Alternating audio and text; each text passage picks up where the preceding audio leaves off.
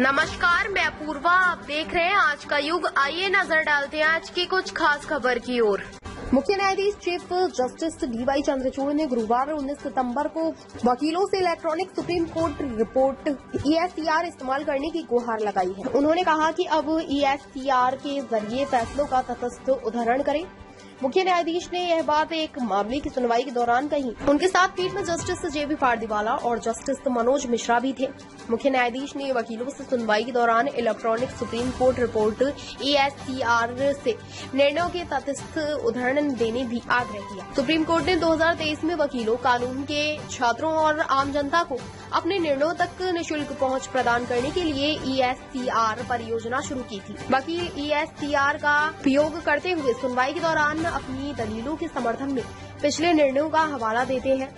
मुख्य न्यायाधीश चंद्रचूड़ ने कहा, कृपया मामलों के तटस्थ उदाहरणों को संदर्भित करने के लिए हमारे ESCR का उपयोग करें। इस दौरान CJI चंद्रचूड़ ने यह भी कहा कि आजादी के बाद से सुप्रीम कोर्ट के लगभग 37,000 फैसलों का हिंदी में ट्रांसलेट किया गया है और अब उनका अन्य क्षेत्रीय भाषाओं में अनुवाद करने की प्रक्रिया जारी है।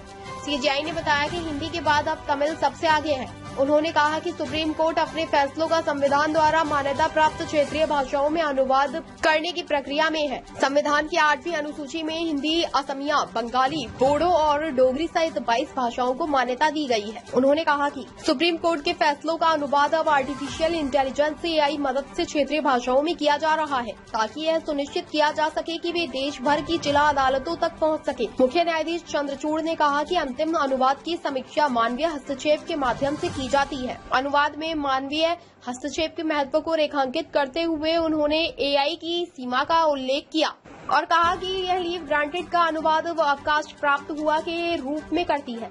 कानूनी भाषा में लीव का मतलब अक्सर किसी वादी को किसी विशेष उपाय का सहारा लेने के लिए अदालत की अनुमति देना होता है। सुप्रीम कोर्ट ने ESCR परियोजना शुरू करते समय कहा था कि फैसले कोर्ट की वेबसाइट, इसके मोबाइल ऐप और राष्ट्रीय न्यायिक डेटा ग्रिड NJDG के निर्णय पोर्टल पर उपलब्ध होंगी। ESCR परियोजना सुप्रीम कोर्ट के निर्णयों का डिजिटल संस्करण प्रदान करने की एक पहल है।